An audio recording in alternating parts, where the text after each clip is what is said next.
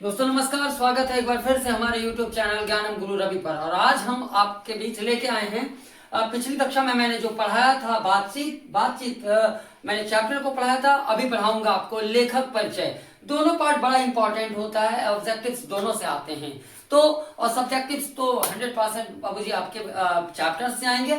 Chapters में जो लेखक परिचय होता है बड़ा ही मायने रखता है। तो चलिए आज शुरुआत करते हैं हम लेखक परिचय से। चलिए, नाम इनका जो था वह चंद्रधर शर्मा गुलेरी, अर्थात जो लेखक हैं वह कौन है? चंद्रधर शर्मा गुलेरी हैं। ध्यान दीजिएगा, चंद्रधर शर्मा गुलेरी। मूल निवासी ये कहाँ के थे? तो हिमाचल प्रदेश के कांगड़ा जिला, एक जिला है वहां पे कांगड़ा, है ना।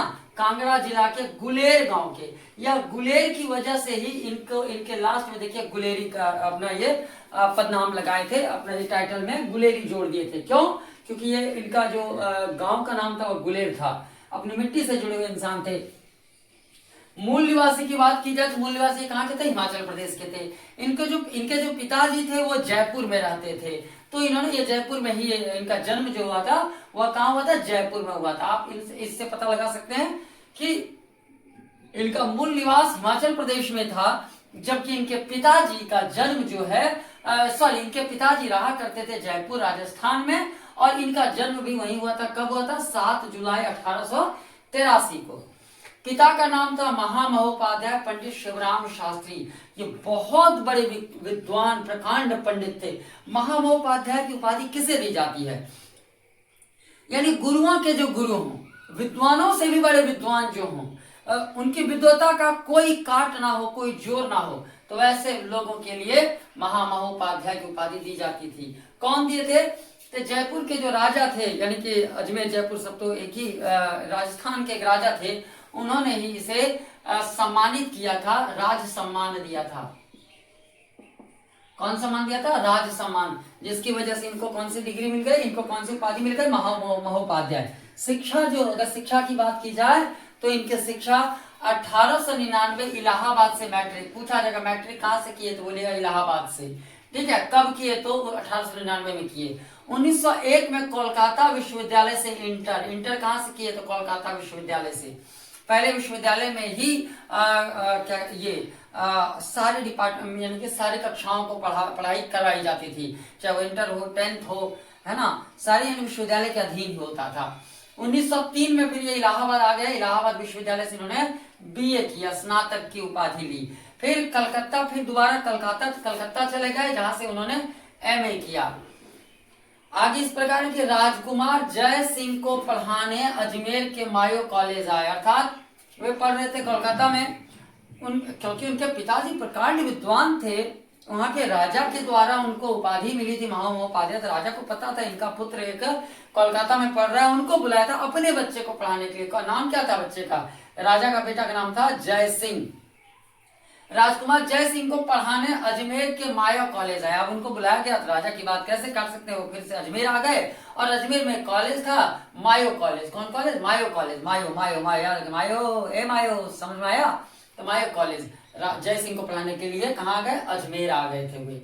अब है 1916 में मायो कॉलेज में ही, यानी पढ़ाते पढ़ाते संस्कृत विभाग के विभागाध्यक्ष बन गए। क्या बन गए? विभागाध्यक्ष।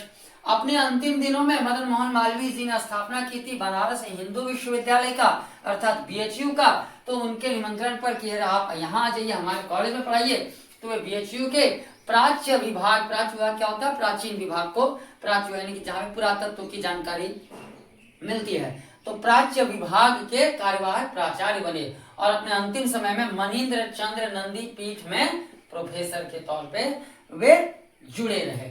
और एक चीज और बता दूं कि ये जो चंद्रधर शर्मा गुलेरी हैं, ये इनके पिताजी जो महामहोपाध्याय पंडित शिवराम जी थे, इनकी तीसरी पत्नी, कौन सी पत्नी?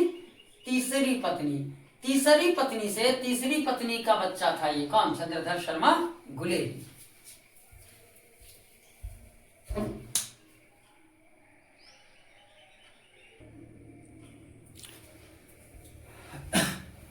अब आते हैं इनकी रचनाओं पर। इन्होंने कौन सी रचनाएं, इनकी कौन सी फेमस रचनाएं थी। तो पहले कहानियों की बात कर लेते हैं। कहानियों में बुद्ध का कांटा 1911 में आया था। फिर सुखमय जीवन 1911 में आया था, उसने कहा था 1915 में। अगर आपसे पूछा जाता है कि उसने कहा था कब लिखी हुई कहानी है, कब किस वर्ष लिखी गई कहानी है, किस साल लिखी गई थी, तो 1915 में प्रथम विश्व युद्ध चल रहा था। इनके फेमस निबंध जो लेख है वो ये किन किन टॉपिक्स पर लिखते थे? देखिए, प्राच्य विद्या पर लिखते थे, इतिहास पे लिखते थे, पुरातत्व चीजों पर लिखते थे, भाषा विज्ञान पर लिखते थे और समसामयिक घटनाओं पर लिखते थे। जिसमें कि हिंदी में ये कुछ लेख लिखे थे, कुछ निबंध लिखे थे, जिसमें कि धर्म का छुआ, मारेसी मोही कुठाव, राम भारतवर्ष, डिंगल, देवानांग प्रिय, संस्कृत की टिपरारी इत्यादि इनके प्रमुख लेख हैं। वहीं अगर इंग्लिश की बात की जाए तो अ पोएम बाय भास, एक कमेंट्री ऑन साइंस, कामसूत्रा पे भी इन्होंने लेख लिखा था, द लिटरेरी क्रिटिसिज्म। अगर कमेंट्स की बात किया जाए, आलोचनाएं की बात की जाए या फिर रिव्यूज की बात की जाए तो उस पर टिप्पणियां जो करते थे उनमें से अनुवादों की बाढ़, क्रियाहीन हिंदी, खोज की खाज, वैदिक भाषा में प्राकृतपन इनकी प्रमुख टिप्पणियां थी। इनकी मृत्यु जो हुई वो इस तरह हुई कि 39 वर्ष के ही जब ये थे तब उनको पीलिया रोग हो गया था, यानी पीलिया जॉन्डिस हो गया था। जॉन्डिस होने की वजह से उनको काफी तेज बुखार आई, ज्वर से ये अल्पायु में यानी कम उम्र में ही, मात्र 39 साल की उम्र में ही 12 सितंबर 1922 को इनका निधन हो गया, इनकी मृत्यु हो गई। थैंक यू सो मच, मिलते हैं अगले क्लास में, इंतजार रहेगा आपके कमेंट्स का। Thank you so much.